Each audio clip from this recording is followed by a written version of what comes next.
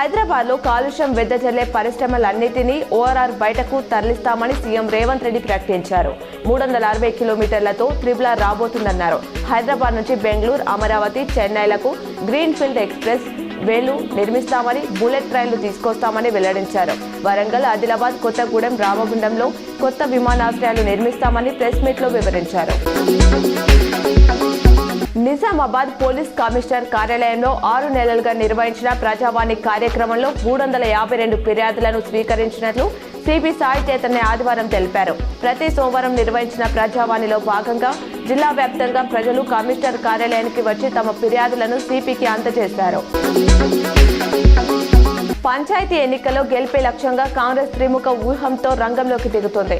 రాష్ట్ర స్థాయిలో CM Revanth, PCC chief Mahesh రెండో స్థాయిలో, జిల్లాల ఇన్ఛార్జ్ మంత్రులు మూడో స్థాయిలో, డీసీసీ అధ్యక్షులు పర్యవేక్షించనున్నారు.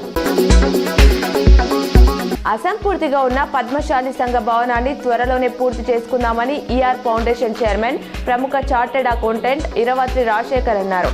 ఆర్మూర్ పట్టణంలోని పద్మశాలి సంఘ భవనంలో పద్మశాలి కులస్తులు సమావేశమయ్యారు.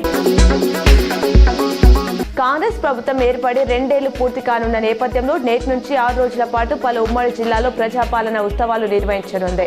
ఇవాళ ఉమ్మడి మహబూబ్ నగర్లోని మక్తాల్లో ఈ వేడుకలు జరగనున్నాయి. సీఎం రేవంత్ ముఖ్య అతిథిగా హాజరు కానున్నారు.